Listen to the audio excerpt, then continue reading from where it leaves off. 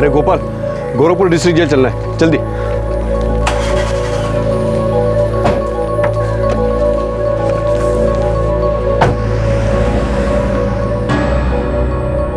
देखिए जी, आप इतना टेंशन ना ले, सब कुछ ठीक हो जाएगा।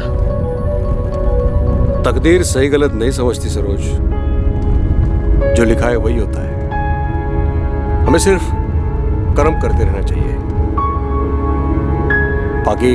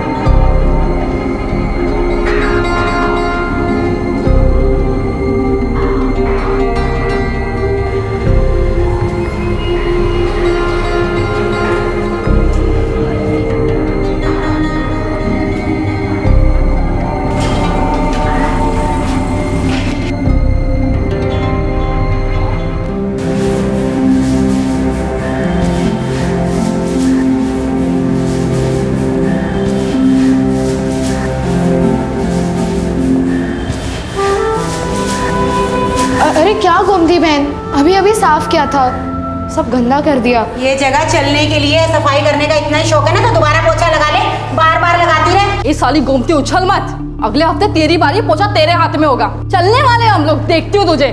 तुम मुझसे लड़ना चाहती है? चौथी तो तू हो रही है। अरे कुसुम, गोमती बहन, तुम दोनों क्यों झगड़ रहे हो? वो तो ऐसे ही मेरे मुंह से गोमती का नाम निकल गया था।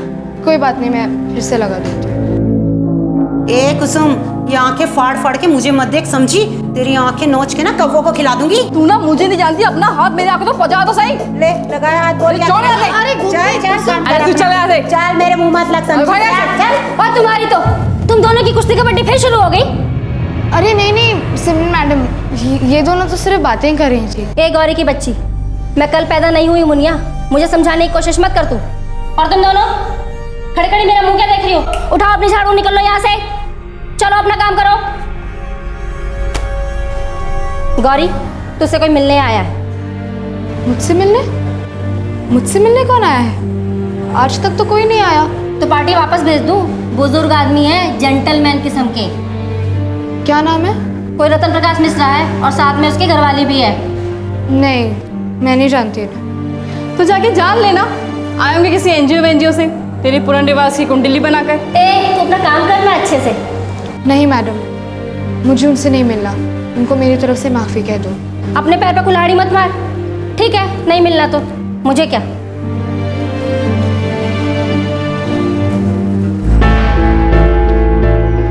सर, वो लड़की गौरी मिलने से मना कर रही है, कहती है उसे किसी से नहीं मिलना है।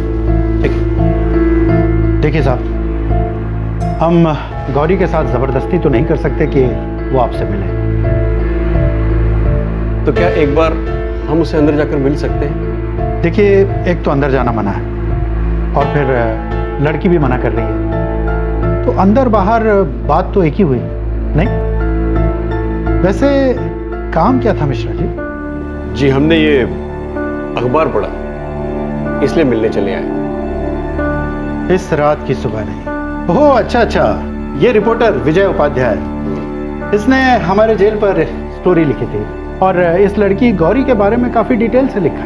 उसने गौरी के बारे में लिखा था, इसलिए हमने सोचा कि क्यों ना उसे एक बार मिले। आपने मेरी बात का जवाब नहीं दिया। है, क्यों मिलना चाहते हैं आप गौरी से?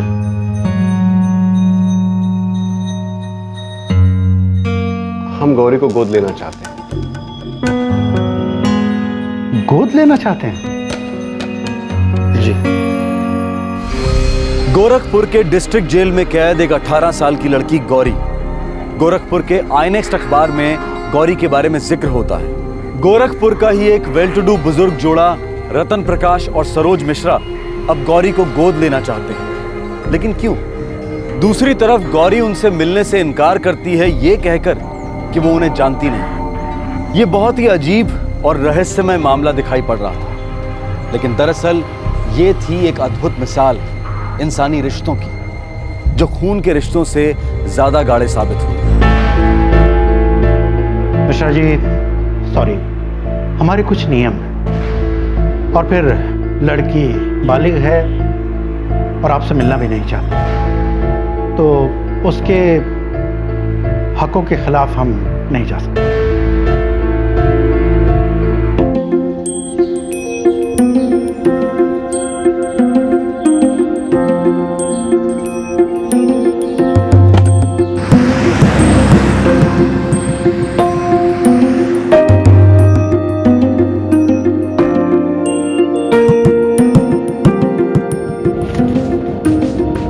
इस आईएनएक्स के रिपोर्टर विजय उपाध्याय से मिलते हैं, शायद वो हमारी कुछ मदद करेगा।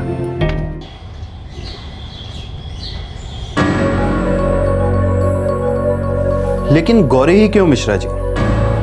गोद लेना हो तो कई ऑप्शंस हैं आपके पास। शायद इसलिए क्योंकि मेरी पत्नी सरोज और मेरे दिमाग में एक ही बात एक ही समय आई।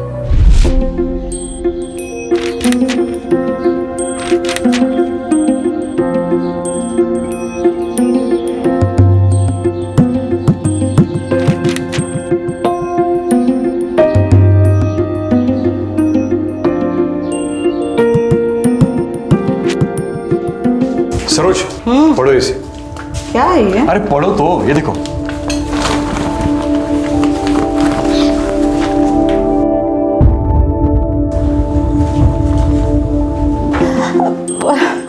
अजी, क्यों ना हम इस बच्ची को गोद ले, अपनी बेटी बनाए। यही ख्याल मेरे मन में भी आया, इसीलिए तो तुम्हें पढ़ने दिया। मुझे मालूम था तुम्हें ऐसे लगेगा। हमारे 2 बेटे हैं, एक बेटी की बड़ी आस थी। हमारी जिंदगी आराम से कट रही है, बस एक लड़की की कमी थी। और इत्तेफाकन कुछ ही महीनों पहले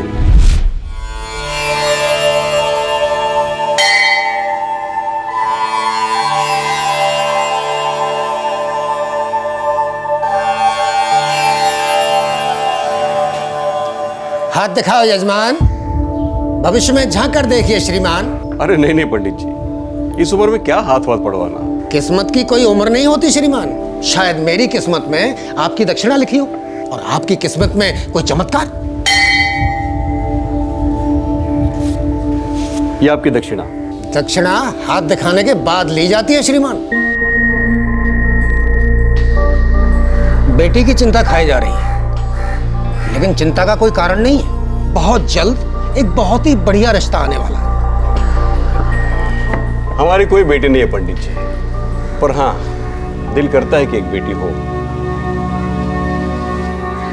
उसे हम लोग बहुत प्यार देते, उसे बहुत पढ़ाते लिखाते, उसे कामयाब बनाते, फिर उसकी धूमधाम से शादी होती।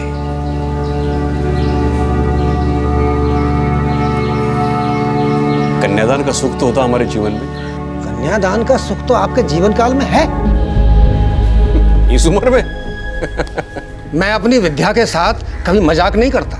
अगर आपने कन्यादान नहीं किया तो मैं ये ज्योतिष शास्त्र छोड़ दूंगा। ये वचन है मेरा।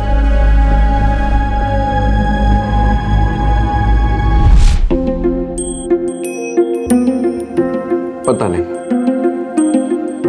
तब से मुझे धीरे धीरे विश्वास होने लगा कि मेरे तकदीर में बेटी का सुख है। और जब मैंने गौरी की कहानी पढ़ी, बस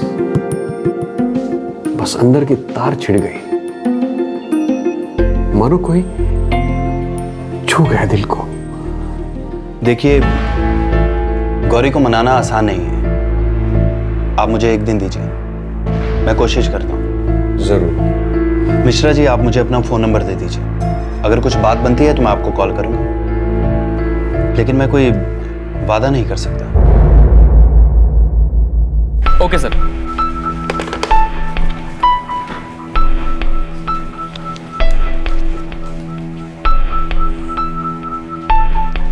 मैं कमिंग सर?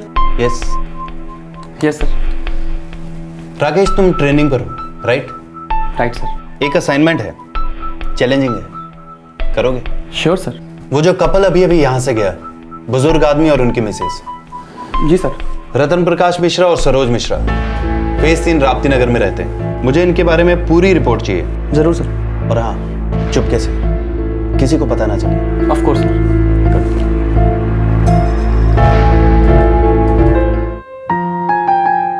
तू क्यों नहीं मिली उन लोगों से? क्यों मिलूंगी उनसे? जानना पहचान और हम तुम्हारे मेहमान। अरे शायद तुझे अपना मेहमान बनाने आए हो सकता है भले इंसान हो। कौन भला और कौन बुरा कुसुम, किसी के बारे में कुछ नहीं कर सकते। और वैसे भी मैं भरोसा करना भूल चुकी हूँ। अबे ओ दादी माँ, कब से है यहाँ? 6 महीने। जैसे जैसे महीने साल बनेंगे समझ जाएगी असली कैद क्या होती है। मैं 4.5 साल से जुनैल में थी कुसुम। तो फिर शौक है कैद में रहने का? खुली हवा में सांस नहीं लेनी? क्यों नहीं लेनी? लेनी है। मुझे आजाद होना है, लेकिन सही मायने में, किसी के रहमो करम पे नहीं। बहुत देख लिए रहम करने वाले और उनके इरादे भी।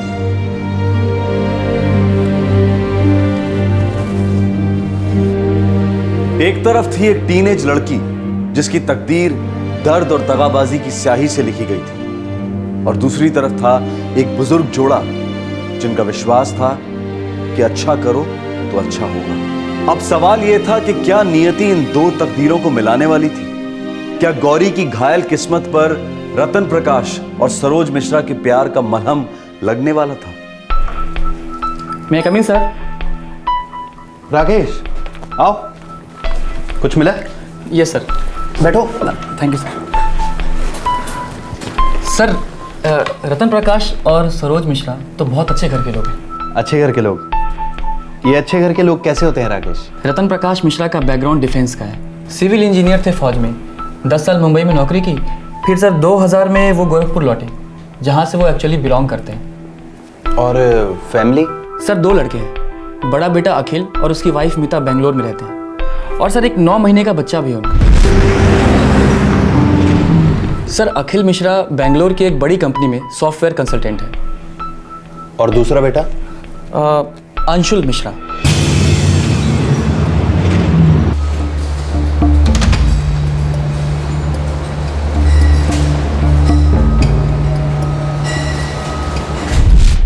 Sir Anshul Mishra mechanical engineer है बरेली में। 2 बेटे हैं, दोनों वेल सेटल्ड, और ये कपल अकेला गोरखपुर में रहता है? जी सर। और सर रतन प्रकाश मिश्रा फिलहाल तो एसएसबी में कैंटीन चलाते हैं, लेकिन सर एक और बेटा था इनका, अखिल और अंशुल मिश्रा से बड़ा, उसका नाम था अमर। था मतलब? आप खामखा ही जिद कर रहे हैं, ट्रेन से चाहिए ना। मीता, ट्रेन की टाइमिंग और हमारी जिंदगी की टाइमिंग दोनों अलग अलग पटरियों पे चलती हैं। और बनारस कौन सा कोलकाता है? यही तो है। मैं यूं गया और यूं शाम को लौटा। अच्छा ठीक है, लेकिन एक शर्त पे, मोटरसाइकिल मामा जी चलाएंगे। अरे तुम तो ऐसे टेंशन ले रही हो मानो पहली बार बाइक पे सवार हो रहे हैं। अब पहली बार हो या 100वीं बार, डर तो हमें उतना ही लगता है ना। मामा जी गेट पार करते ही बाइक में चलाऊंगा, समझे ना? वहां से निकलने से पहले फोन कर दीजिएगा। कबूतर भेज दें?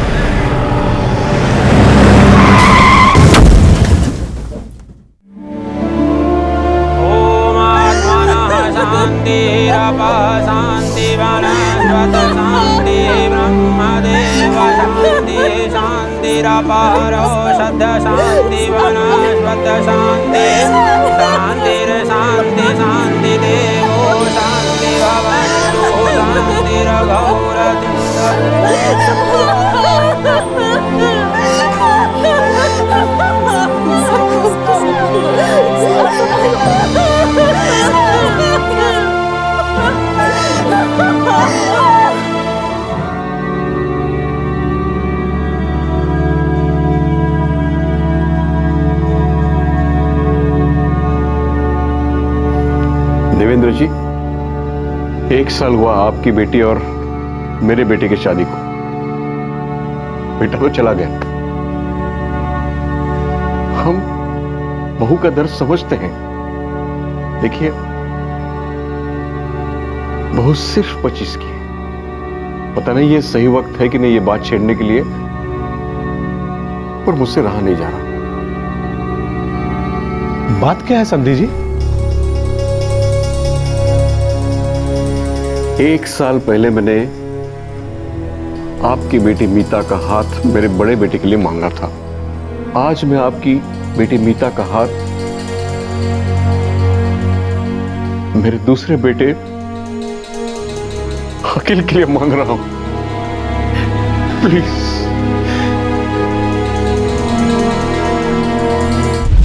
सर, अमर की विधवा मीता ने अमर के छोटे भाई अखिल से शादी को हाँ कह दी। फिर ये रतन प्रकाश तो बहुत ही भले आदमी है सर, सोने का दिल है इनका। ये हमेशा अपने आसपास ज़रूरतमंद लड़कियों की पढ़ाई में या शादी में, चाहे आर्थिक मदद हो चाहे कैसी भी मदद हो, ये हमेशा करते आए हैं। अगर इतने ही नेक इरादे वाले लोग हैं तो फिर गौरी की तो लगता है किस्मत ही बदल जाएगी। गौरी? सर, ये गौरी कौन है? अपने गोरखपुर जेल में कैदी है। सर, ये रतन प्रकाश और गोरखपुर जेल का क्या संबंध है? दरअसल रतन प्रकाश इस गौरी को गोद लेना चाहते हैं। इस रात की सुबह नहीं। ओ यस सर, ये तो आपने उस लड़की पर स्टोरी की थी। दरअसल मैं जेल गया था किसी और स्टोरी के लिए। वहां मेरी मुलाकात इस गौरी से हुई और राकेश, इसकी स्टोरी सुनकर मैं पूरी तरह हिल गया। ऐसी क्या स्टोरी है सर?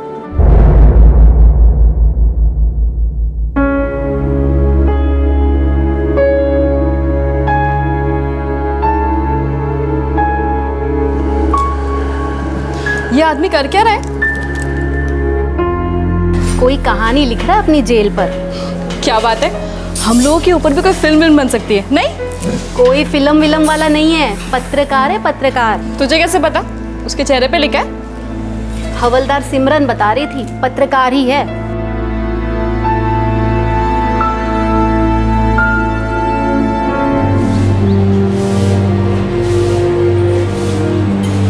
तुम्हारा नाम जान सकता हूं? तुम्हारा नाम जान सकता हूं? गौरी। गौरी, तुम्हारी उम्र तो काफी कम लगती है। कब से हो इस जेल में? 6 महीने। क्या मैं पूछ सकता हूं कि किस जुर्म में तुम्हें जेल हुई है? मैंने कोई जुर्म नहीं किया। तो फिर कोर्ट ने तुम्हें ऐसे ही जेल भेज दिया? देखो गौरी, बेझिझक बात करो। मैं यहां सबसे बात करता हूं, लेकिन कोई बात इधर से उधर नहीं करता।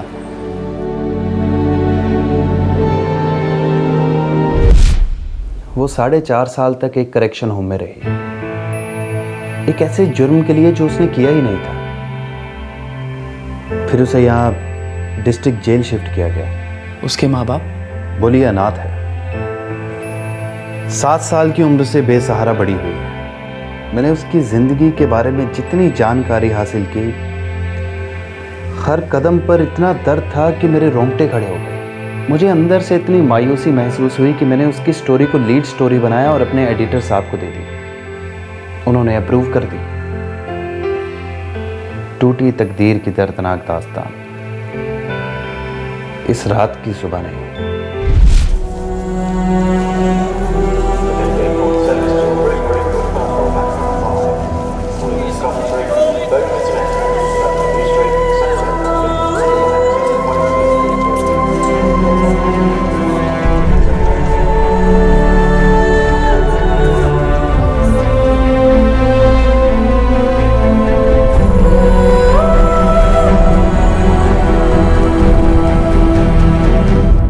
इस रात की सुबह नहीं, गौरी की कहानी थी। एक ऐसी कहानी जिसकी 3 तकदीरें थी। जन्म से 7 साल तक एक तकदीर, फिर 7 से 13 साल तक दूसरी तकदीर, फिर 13 से 18 की उम्र तक तीसरी तकदीर, और अब एक नई किस्मत गौरी की जिंदगी में दस्तक दे रही थी। फिर से एक बार जिंदगी का रुख कहीं और होने को था।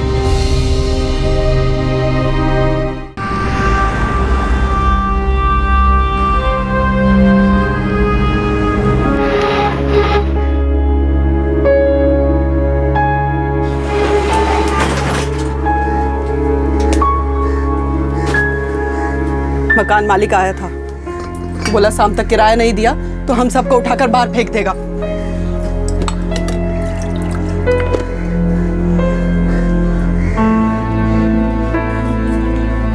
अब चुप रहने से कुछ होने वाला है क्या? आज भी कछु कमा नहीं पाए। अब हमें काम नहीं मिला तो इसमें हमारी क्या गलती है बताओ? तुम्हारे हाथों को काम नहीं, घर में खाने को अनाज नहीं, और शाम तक तो सिर पे छत भी नहीं रहेगी। क्या करेंगे? भानु, हमने बहुत कोशिश की, साला हमारा नंबर लगता ही नहीं है। आज 15 दिन हो गए, हाथ में कोई काम नहीं।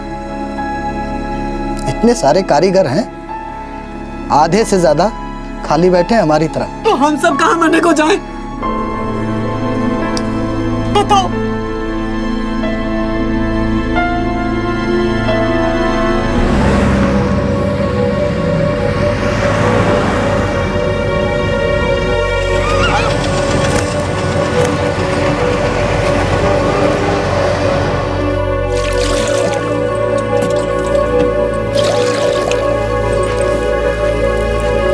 आज भी वही बोलोगे?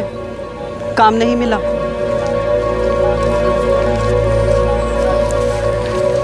भानु, मेरा एक दोस्त है, मैंने उससे बात की थी। वो कह रहा था कि उसके हाथ एक तगड़ा काम लगा है, यहीं होशियारपुर में। ये कहाँ पड़ता है? यहीं पंजाब में। वो कह रहा था खेती का काम है, मजदूरों की जरूरत है।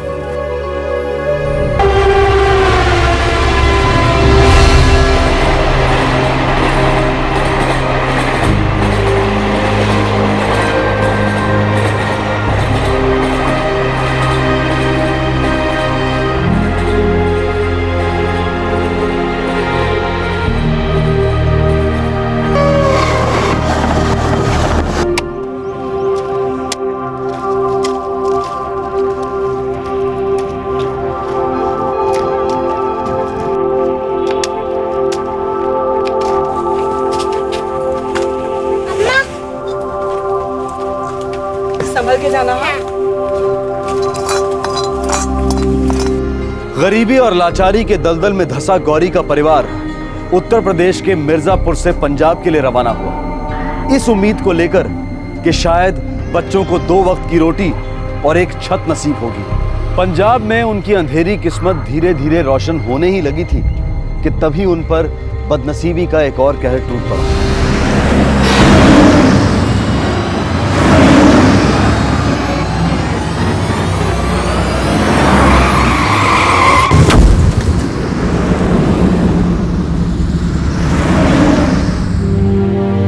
मुझे ज्यादा कुछ याद नहीं, बस इतना याद है कि हम वहां कुछ दिन और रहे। अम्मा हर बारी यही कहती थी कि हमें संभाला अब उनके लिए मुश्किल हो रहा है। फिर हम वहां से भी निकल पड़े। हम कहाँ जा रहे थे किसी को कुछ मालूम नहीं था। पता नहीं अम्मा के दिल में क्या था और दिमाग में क्या।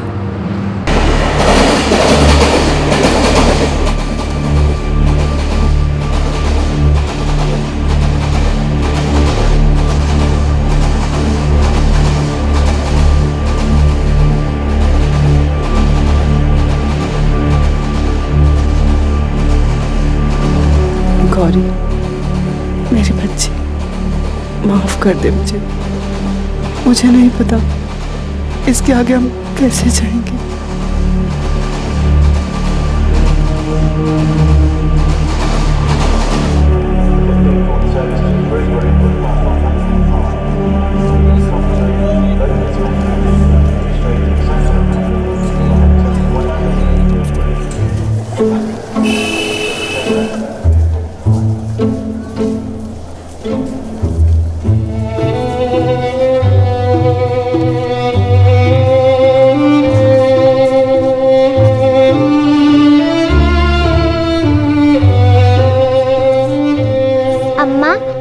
अब हम इस नए शहर में ही रहेंगे?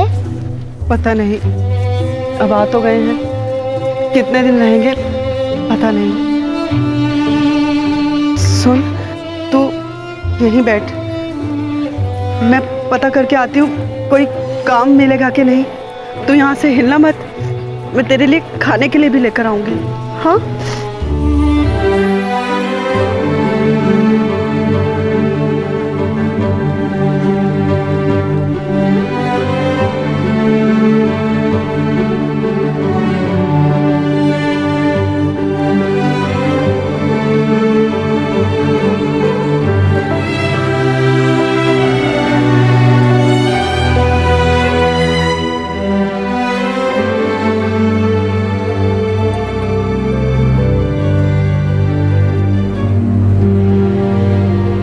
अम्मा बोली कि वहां से हिलना मत। मैं बैठी रही और बैठी रही, लेकिन अम्मा वापस नहीं आई। मैं समझ ही नहीं पाई कि मैं अम्मा और गोविंद को अब कभी नहीं देख पाऊंगी।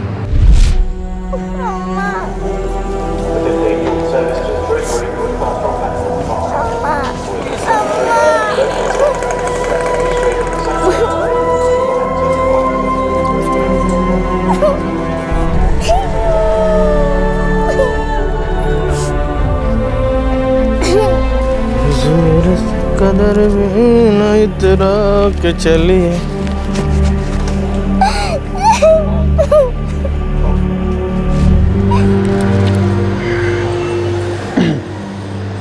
फिर वो आदमी कहाँ ले गया तुझे?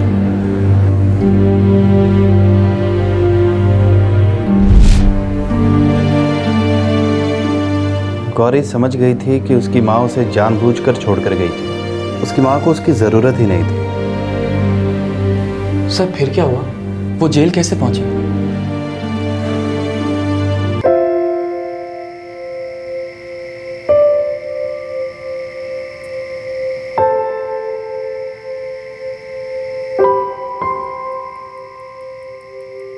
देखिए जी,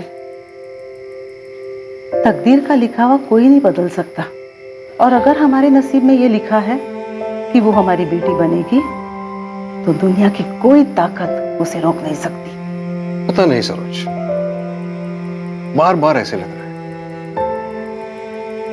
जब से वो लेख पढ़ा, गौरी की कहानी पढ़ी,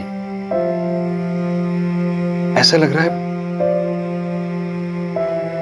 कि कोई गहरा रिश्ता है हमारा उस लड़की के साथ।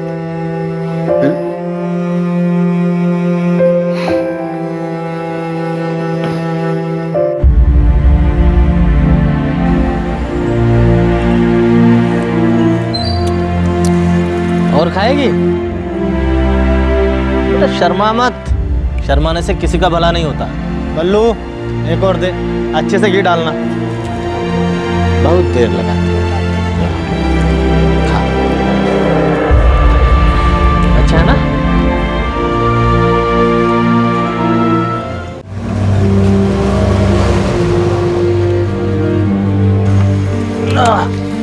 बैठ बेटा, आ रहा हूँ।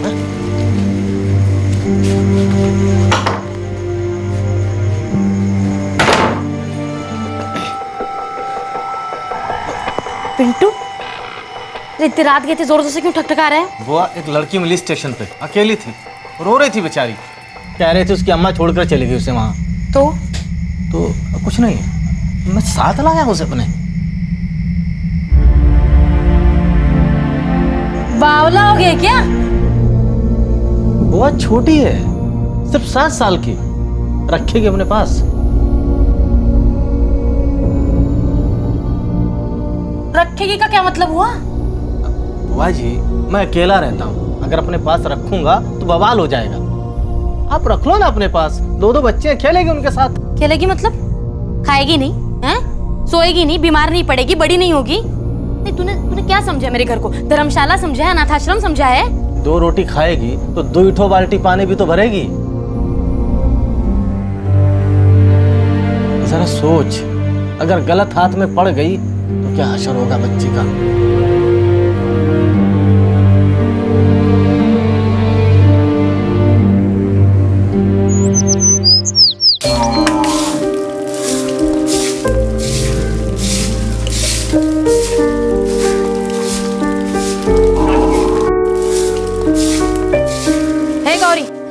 जल्दी जल्दी हाथ चला, अभी कपड़े भी तो धोने हैं, है ना?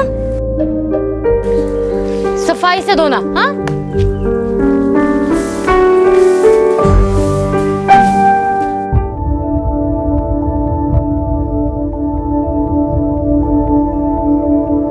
छोटी है तो अपने राजू से भी छोटी है। उस उम्र में 4 गुना काम कर लेती थी मैं। ये अपने घर में रहेगी क्या? हाँ, घर का काम कर लेगी, खाने के लिए दे दूंगी उसे, किसी भी कोने में सो जाएगी। एक चद्दर के अलावा कुछ नहीं दूंगी उसे।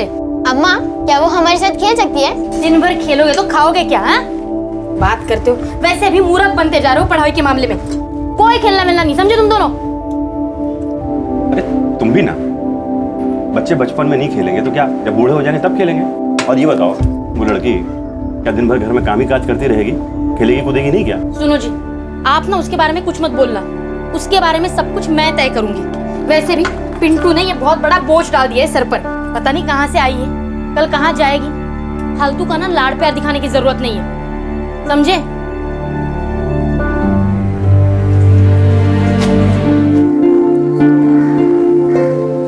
31 और 9 मिलाकर हुए 5 5 5 5 5 5 और 1। अबे वो राजू के बच्चे, मुंह बंद रखना। मुझे तो ऐसे आता है पढ़ना, नहीं तो मेरे दिमाग में नहीं घुसता है। आपको नहीं जम रहा ना तो कहीं और जाकर पढ़ो। तेरे एक कान के नीचे बजाऊंगा ना, दिन में तारे गिनेगा। अच्छा अम्मा, अम्मा चुप रही, बताओ। देखा गौरी, अम्मा का नाम लिया तो कैसे शेर से चूहा बन गया ये। तू यहाँ क्या कर रही है? कुछ नहीं, हम जब भी पढ़ते हैं ना ये ऐसे ही सुनती है। अच्छा बता, कहाँ तक पढ़ी है तू? 2 क्लास तक। 2 क्लास? अच्छा बता, 2 और 2 कितना हुआ? 4। अरे वाह, इतना आता तुझे, आगे पढ़ेगी? ठीक है, तो आज से मैं तेरा मास्टर और तू मेरी स्टूडेंट। लेकिन मैं फ्री में नहीं पढ़ाऊंगा, तुझे मेरे काम करने पड़ेंगे। बोल, मंजूर है? अब से हमारी टीम बनेगी रवि भैया। अब उछल कर दिखाओ आप।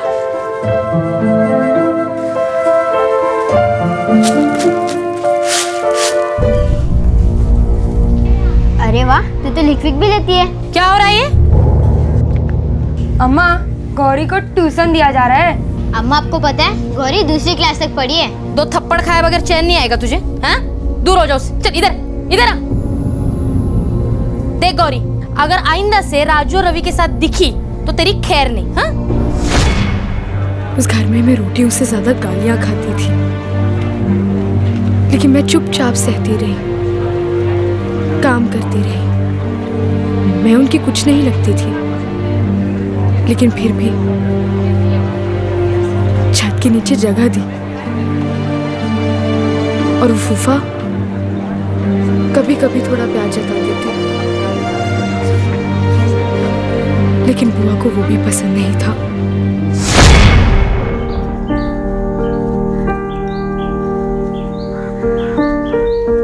ए गौरी, यहाँ यहाँ यहाँ, ये देख, तुम्हारे लिए नया कपड़ा लाए हैं, ये ले ले। अरे ले ले, अरे ले ले बिटिया, देख जब से आई है तब से एक ही जोड़ कपड़ा पहने हुए। ले ले ले ले ले ले बेटा, ले ले ले। शाबाश बिटिया, शाबाश शाबाश। चल, कपड़े किसको पूछ के लाए? अरे उसकी हालत बता रही थी कि उसे कपड़े चाहिए, वही पुराने और गंदे कपड़े पहनते पहनते अगर कोई बीमारी मारी लगी तो हम लोग को लेने के देने पड़ जाएंगे। उल्लू तो ना आप हमें अगले जन्म में बनाई है। बात कर, इतना प्यार आ रहा है ना अपने बच्चों पे जताइए जरा। वैसे भी उसे मैं इनके पुराने कपड़े देने ही वाली थी। अम्मा, वो लड़की है, पैंट शर्ट थोड़ी ना पहनेगी। तो ना चुपचाप खाना खा ले, वरना एक दूंगी खींच के। बाबा, ये लोग खींच के क्यों देते हैं? ऐसा लग रहा है जैसे कोई रस्सी खींच रहे हो। देख मैं बताता हूँ, ये है हाथ, ये खींचा और ये लगाया, तो ये उसको खींच के लगाना। समझे क्या भैया? बोलने से पहले ना कुछ सोचा करो। अम्मा, आपको पता है ये राजू का बच्चा है ना, गौरी के साथ बाहर खेलने जाने की बातें कर रहा था। देख राजू, अगर फिर से उस गौरी के साथ खुसुर फुसुर करता हुआ दिखाई दिया ना, तुझे रेल स्टेशन छोड़ के आऊंगी। अम्मा, आप है ना मुझे उल्लू अगले जन्म में बनाना। आपको क्या लगता है आप मुझे छोड़ेंगे तो क्या मैं वापस नहीं आऊंगा? यूं घर ढूंढ लूंगा, यूं। चल खाना खा ले चुपचाप।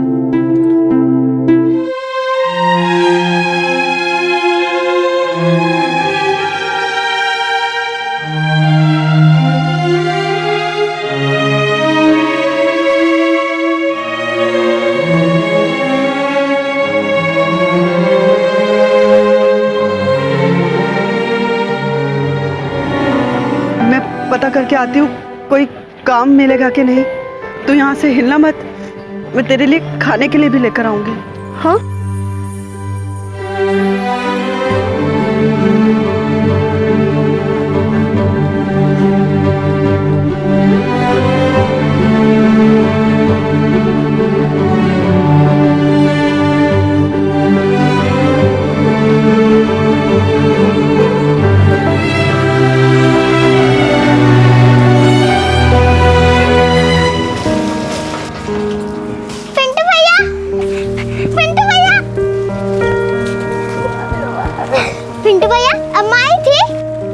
नहीं रे बेटा, मैं स्टेशन के रोज 3 चक्कर लगाता हूँ। अपने दोस्तों को बोल रखा है बेटा, किसी ने तेरी अम्मा को नहीं देखा। मैंने बोल दिया जो देखेगा ना सबसे पहले हमें बताएगा। पिंटू भैया, मुझे अम्मा और गोविंद की बहुत याद आती है। याद करने के बजाय भूलने की कोशिश कर, आराम मिलेगा। तेरी अम्मा अब कभी नहीं आएगी, ये बात समझ ले तू। अरे बेटा, रो क्यों रही है? बुआ क्या खुश नहीं है क्या?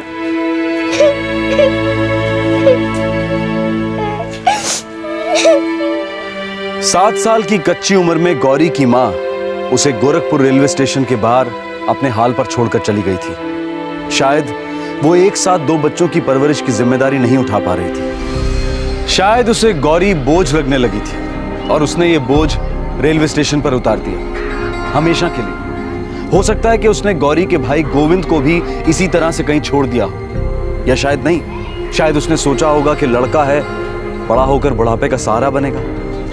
गौरी के लड़की होने के कारण उसे त्याग दिया गया था, उसी गोरखपुर शहर में जहां 11 साल बाद रतन प्रकाश और सरोज मिश्रा उसे अपनी बेटी बनाकर अपने घर ले जाने की कोशिशों में लगे हुए थे।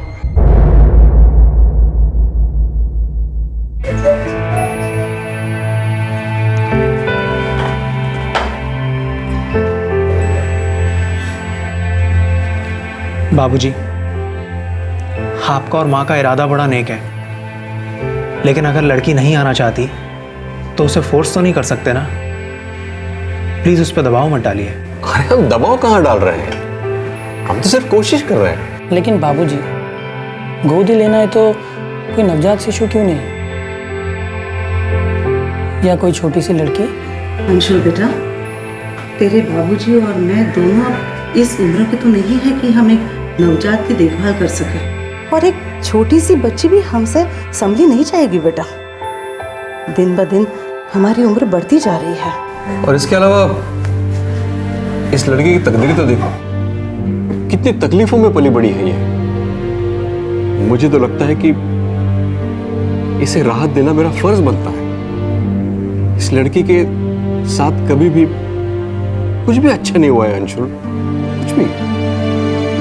और हमारी जिंदगी देखो, कितनी खुशियों से भरी है हमारी जिंदगी। हमें लगता है कि इस लड़की को गोद लेकर हम अपने अच्छे तकदीर का कर्ज अदा कर सकते हैं, और फिर तुम्हारी माँ और मेरा बेटी होने का सपना तो पूरा हो सकता है, और उसमें हर्ज क्या है? मुझे पूरा भरोसा है। वो कहते हैं ना, जब भी कोई चीज तुम्हें दिल से चाहिए और तुम्हारे इरादे नेक हैं, तुम्हारा दिल उस चीज में है, तो सारा ब्रह्मांड एक होकर तुम्हारा सपना पूरा करता है।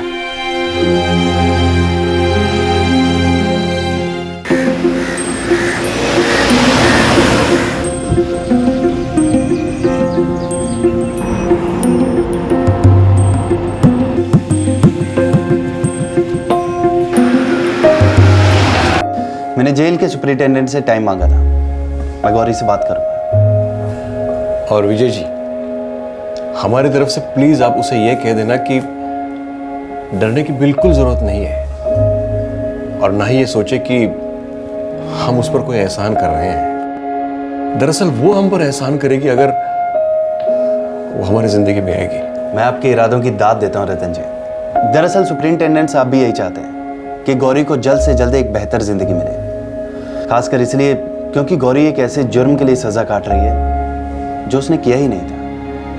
अरे हाँ, मैंने आपका वो लेख पढ़ा था। दरअसल मैं आपसे पूछना ही चाह रहा था कि गौरी पर चोरी का ये झूठा इल्जाम कैसे और क्यों लगा?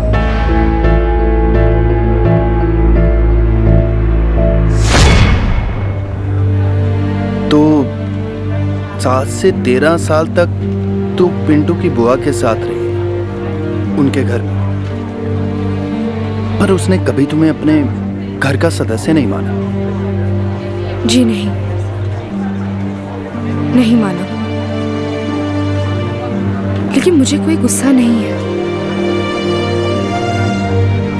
उन्होंने तो मेरी जान बचाई, मुझे अपने यहाँ रख लिया। लेकिन उन्हें डर भी था कि मैं चिपक जाऊंगी उस घर से, हक जताने लगूंगी। मैं तो हमेशा वहां से निकल जाना चाहती थी, लेकिन कहाँ जाती, क्या करती? कोई नहीं था, कोई सहारा नहीं था। तो पिंटू की बुआ ने तुम्हें कभी घर से नहीं निकाला? नहीं, नहीं निकाला, क्योंकि उन्हें डर था कि दुनिया उंगली उठाएगी उन पर। मैं पूरे 6 साल वहां रही। अच्छा गौरी, सच बताना, क्या तुमने वो गहने चोरी किए थे?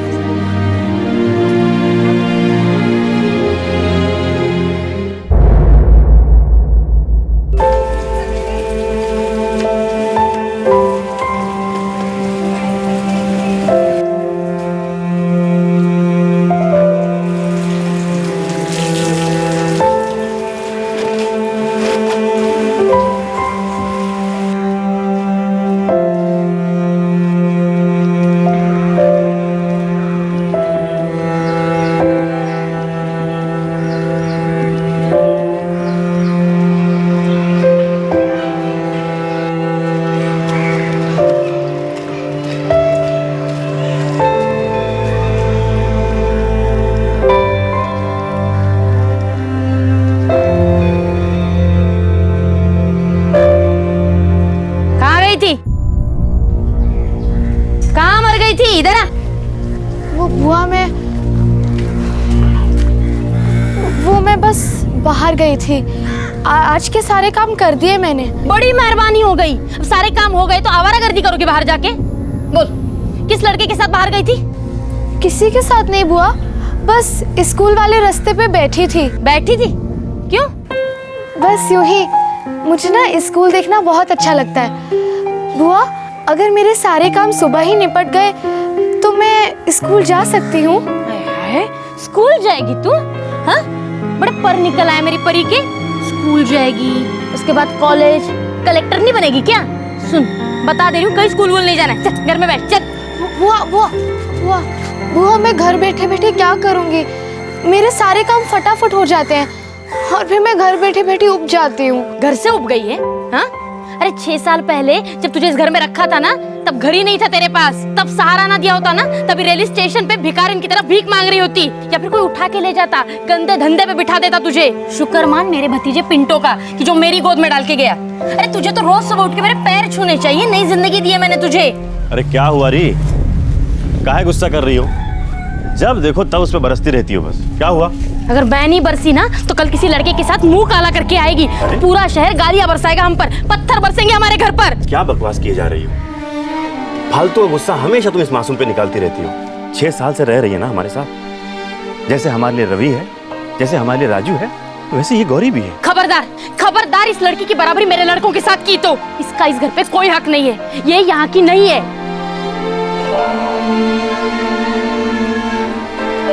गौरी, गौरी, देख रही हूँ मैं सब कुछ।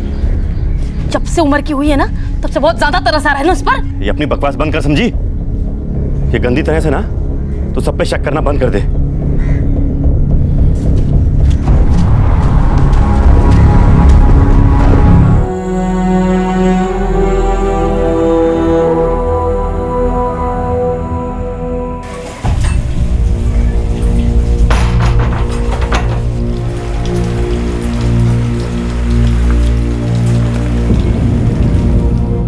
उस दिन के बाद बुआ मुझे कहीं जाने नहीं देती थी।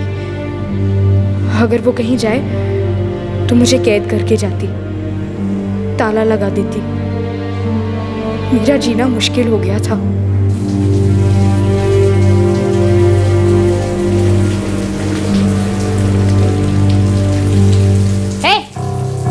इधर आ, जल्दी इधर आ। क्या कर रही है? हाँ? क्या खा रही? तू बाहर जाती है ना चोरी छुपे? ये किसी बदमाश लड़के ने लाके दिया है ये। फूफा जी ने दिए। अजी सुनते हो?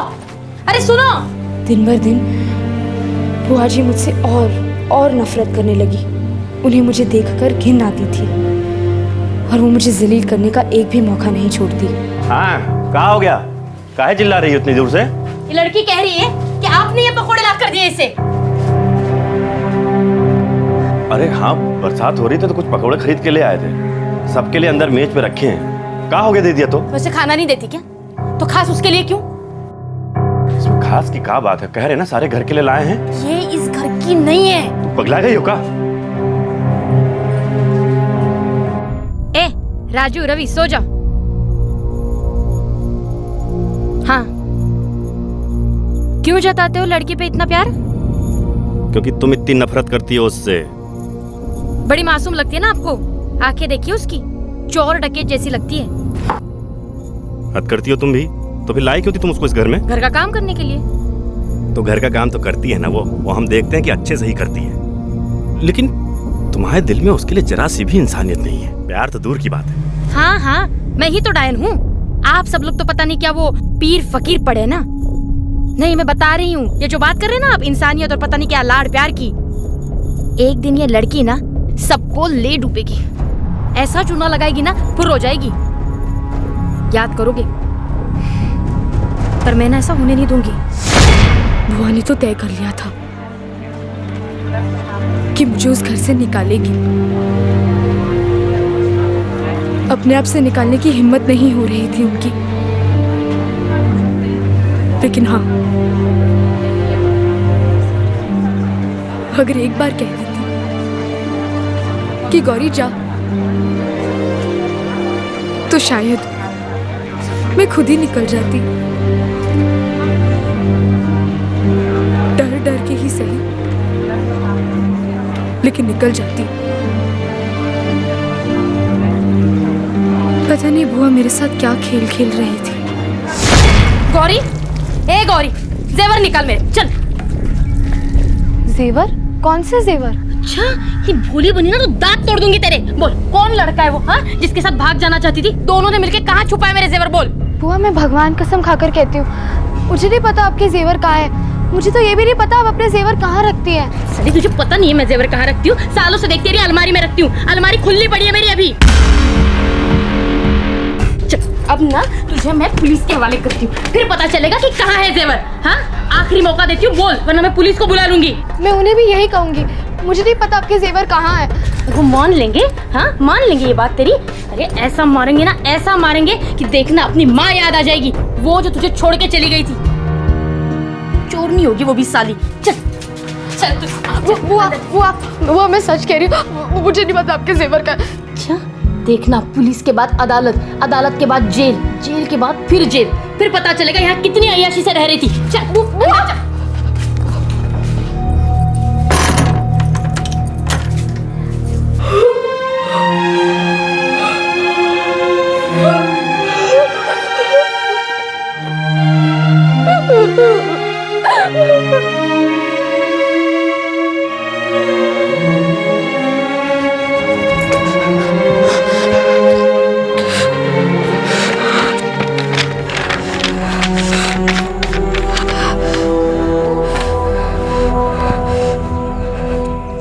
मुझे बहुत डर लग रहा है, मुझे बहुत डर लग रहा है। अब पुलिस आ जाएगी और मुझे ले जाएगी। मुझे जेल नहीं जाना, मुझे और नहीं जीना, मुझे मरना है, मुझे अपनी जान देनी है।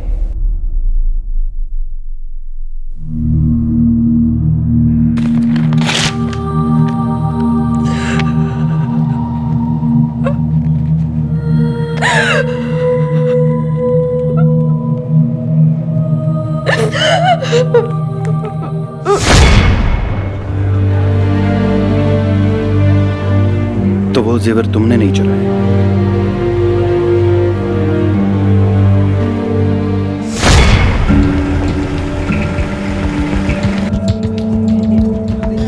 ताला मार दिए साहब। चलिए, चोरनी भाग ना जाए कहीं। हाँ जी, आइए आइए।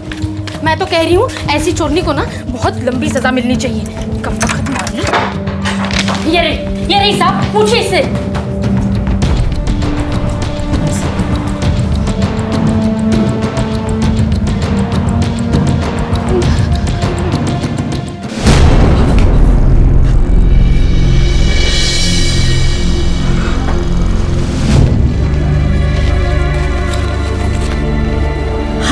चोरी पकड़ी गई तो ऐसी नौटंकी कर रही है। साहब, मैंने कोई चोरी नहीं की है। सर, अंदर अलमारी खुली पड़ी है। देख लड़के, अभी यहीं बता देगी तो सबके लिए अच्छा होगा, खासकर तेरे लिए। मैं भगवान की कसम खाकर कहती हूँ साहब, मैंने कोई चोरी नहीं की है। इसकी जान पहचान की कोई है जिसे इसने जेवर दिए होंगे? साहब, पूरा दिन तो बाहर मटर गश्ती करती है, पता नहीं किस किस से मिलती है। मुझे तो लगता है एक लड़के के साथ इसका चक्कर चल रहा है। नहीं, ये सच नहीं है। मैं बाहर नहीं घूमती। मैं फूफा जी, बुआ, राजू, रवि के अलावा और किसी को नहीं जानती। ये अपनी चीजें कहाँ रखती है? हमें तलाशी लेनी होगी। अंदर वाले कमरे में, मैं दिखाती हूँ। ना, तुम गुहाल में छानबीन करो। चलो साहब, इधर आइए। तुम इस कमरे में देखो। ये रहा साहब, उसका सामान। तलाशी लो।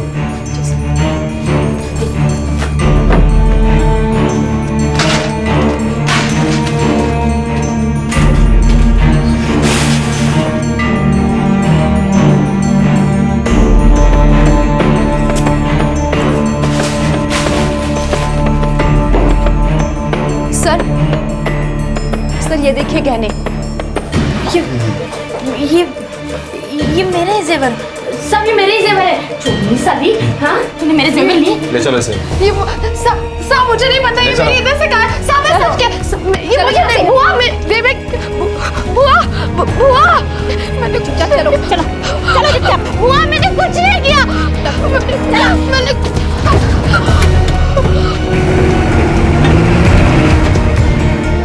सविता के घर चोरी करने के चार्जेस पर गौरी को कस्टडी में लिया गया था, लेकिन गौरी बार बार यही कहती रही कि उसने वो चोरी नहीं की थी। लेकिन सविता के लिए ये एक सुनहरा मौका था गौरी से पीछा छुड़ाने का।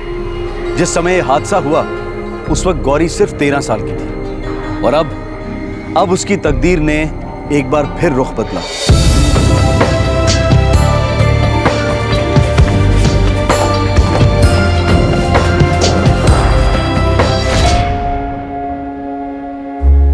गौरी का कहना था कि जेवर उसने नहीं चुराए थे।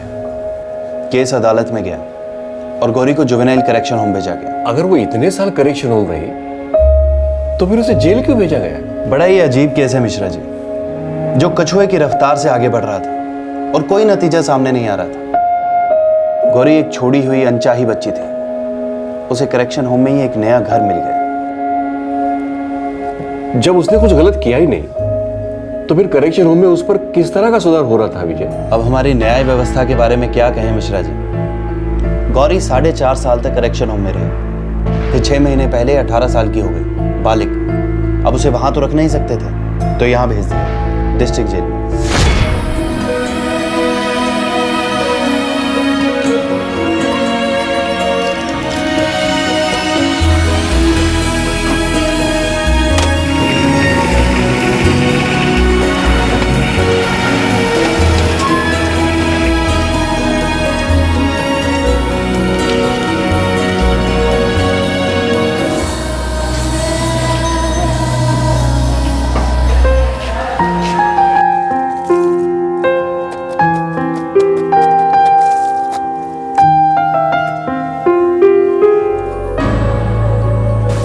गौरी, पत्रकार साहब आए हैं, जिनसे तूने बात की थी, तेरे से दोबारा मिलना चाहते हैं। मैंने तो सब कुछ बता दिया था उन्हें, पता नहीं अब क्यों आए हैं। अरे किसी राजकुमार या हीरो का रिश्ता तो लाए नहीं होंगे तेरे लिए, और मुझको क्या पता वो तुझसे क्यों मिलना चाहते हैं। चल मिल ले उनसे, सुप्रिंटेंडेंट साहब का ऑर्डर है। चल ना।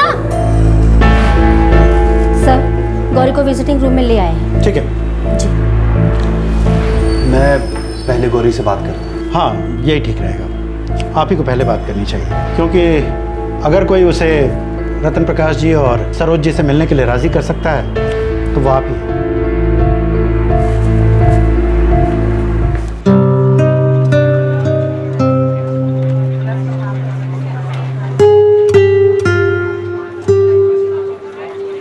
गौरी, कल तुमसे मिलने के लिए 2 बुजुर्ग आए थे, तुम मिली क्यों नहीं? सर मुझे किसी से नहीं मिलना। गौरी, वो तुम्हें गोद लेना चाहते हैं। मैं पता करके आती हूँ कोई काम मिलेगा कि नहीं। तो यहाँ से हिलना मत, मैं तेरे लिए खाने के लिए भी लेकर आऊंगी। हाँ,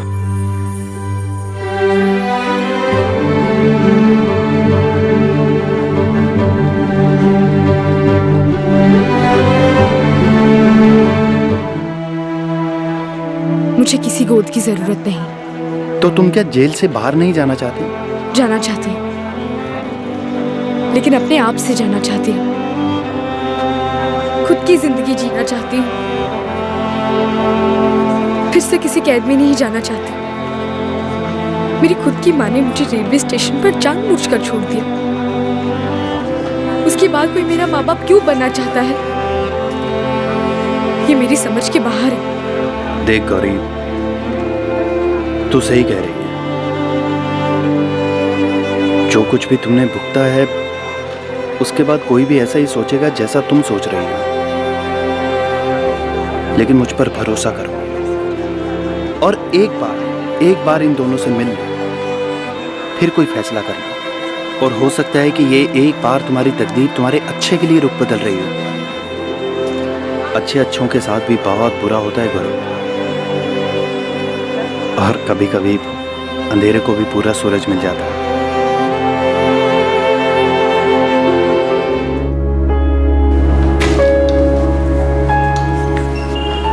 हाँ विजय जी, मैंने गौरी से बात की। वो गोद लेने वाली बात के लिए अभी राजी नहीं है, लेकिन हाँ, वो आप दोनों से एक बार मिलने के लिए तैयार है।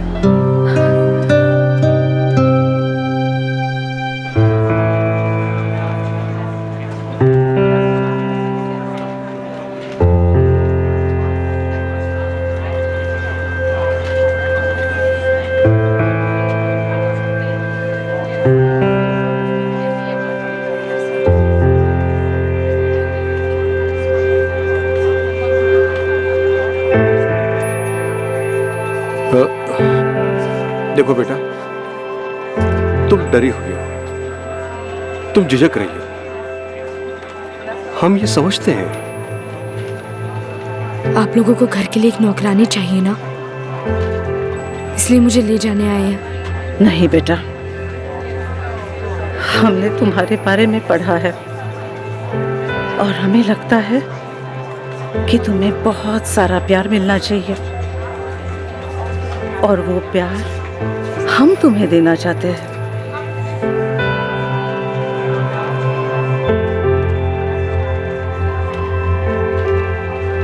देखो, काम तो तुम्हें करना पड़ेगा, बहुत सारा काम,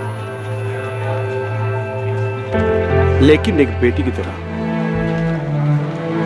नौकरानी की तरह नहीं। हम तो चाहते हैं कि तुम हर वो काम करो जो तुम चाहती हो, जो कुछ भी तुमने चाहा। और जब तुम्हारा दिन खत्म होना, तुम्हें यह पता चले कि आज तुम्हें अपने घर वापस लौटना है, जहां तुम्हारे बूढ़े माँ बाप इंतजार कर रहे हैं। वो ये जानने के लिए बेकरार है कि तुम्हारा आज कैसे गुजरा, तुम कल क्या करना चाहते हो, जिंदगी में तुम क्या बनना चाहते हो बेटा? पता नहीं। एक काम करते हैं, हम लोग घर चलते हैं, आराम से बैठेंगे, खूब सोचेंगे कि तुम क्या कर सकती हो, क्या करना चाहती हो। हमारे 2 बेटे हैं, तुमसे काफी बड़े, तुम्हारे 2 बड़े भाई जो अपनी छोटी बहन का इंतजार कर रहे हैं। चलोगी ना अपने घर?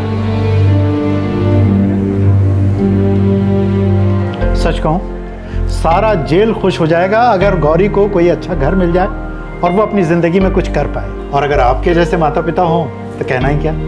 सर, क्या हम गौरी को आज ही घर ले जा सकते हैं? अब जब गौरी राजी हो गई आपके साथ चलने के लिए तो हमारी तरफ से तो हरी झंडी है मिश्रा जी, पर कुछ प्रोसीजर्स हैं। कैसे प्रोसीजर्स?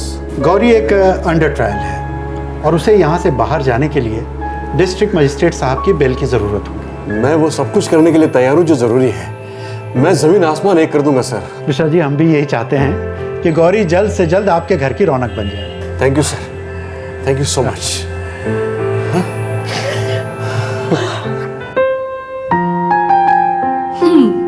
चल अच्छा है, अब तो तेरी किस्मत खुल जाएगी। नया घर, नए माँ बाप, अब तो तेरे सारे सपने पूरे होंगे। सपने देखना तो बहुत पहले छोड़ दिया था कुसुम, और जो सपने बिना चाहे आते हैं वो तो बहुत ही भयानक होते हैं। और कभी कभी मेरी बचपन की भूली यादें मेरा सपना बन के आते हैं। मैं और मेरा भाई गोविंद खेलते हुए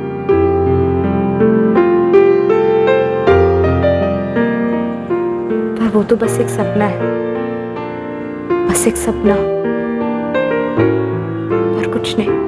अरे जब तू अपने नए घर में जाएगी, उस घर में जाके रहेगी, नरम साफ बिस्तर मिलेगा, तो तुझे सपने भी आएंगे अच्छे वाले, और उसको पूरा करने का रास्ता भी मिलेगा। देखना।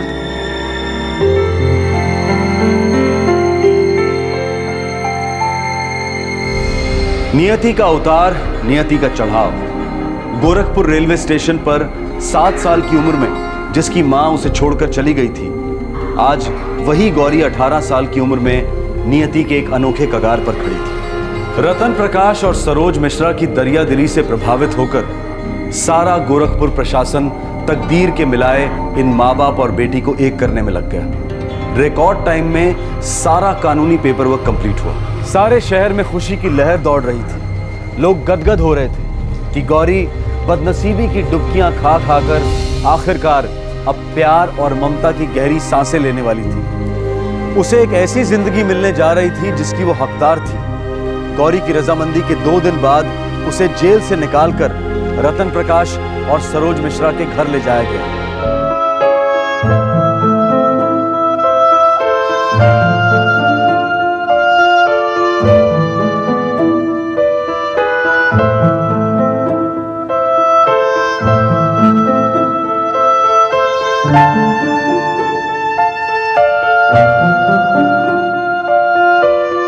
ओम देव महादेवाय शिवाय नमः नमः वरकत्राणे नमः सुताय नमः ब्रह्मके अंबालिके मानानत करन तत्काल पुत्रका काम विवादन हेमंतल्या देवदानं कृति।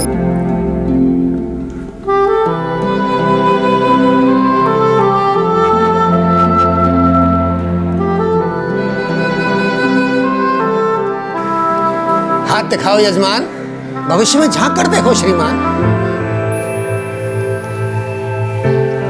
प्रसाद पंडित जी, और ये आपकी दक्षिणा।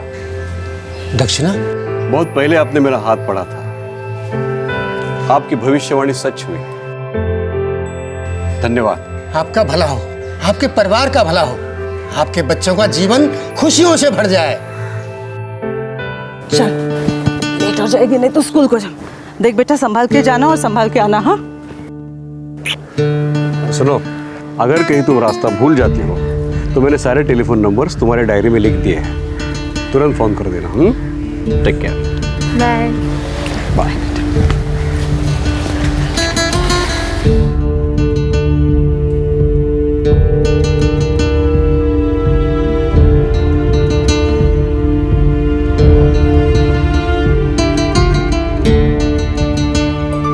गौरी को अब एक नया घर मिल गया है, एक नई जिंदगी शुरू हो गई है उसकी, और वो अपने नए घर और परिवार में अच्छी तरह से घुल मिल गई है। हम आपको बता दें कि हमारे सभी केसेस की तरह ये केस भी सत्य घटना पर आधारित है, जो हाल ही में गोरखपुर उत्तर प्रदेश में हुआ था।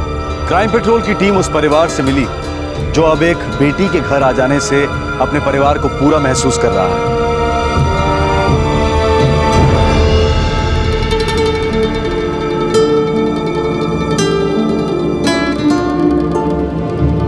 जून 2012 में गौरी का केस दाखिल हुआ और जुलाई 2012 में उसकी आखिरी सुनवाई होने जा रही है। जेवरातों की चोरी का केस गोरखपुर पुलिस स्टेशन में दर्ज हुआ था, लेकिन इस केस में अब एक दिलचस्प ट्विस्ट आ गया है। जिन लोगों ने इस चोरी का इल्जाम लगाया था वो अब अलग ही धुन गा रहे हैं। उनका कहना है कि गौरी ने उनके यहां कभी कोई चोरी की ही नहीं और उन्होंने कभी कोई शिकायत नहीं दर्ज की थी।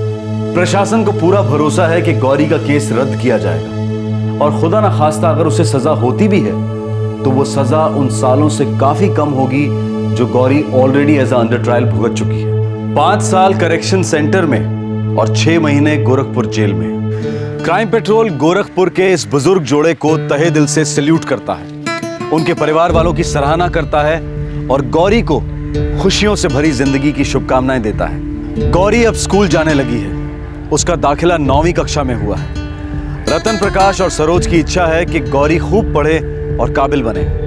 उन्होंने तय किया है कि वो गौरी की शादी उसके 25 साल के हो जाने के बाद ही करेंगे। गौरी अपने नए घर में बहुत खुश है। आखिरकार उसे वो सुकून मिला जिसके लिए वो जिंदगी भर तरसती रही। आज के समय में जब आए दिन बच्चियों की गर्भ में हत्या के केसेस बढ़ती तादाद में सामने आ रहे हैं, गौरी की ये कहानी निराशा को मात देती है।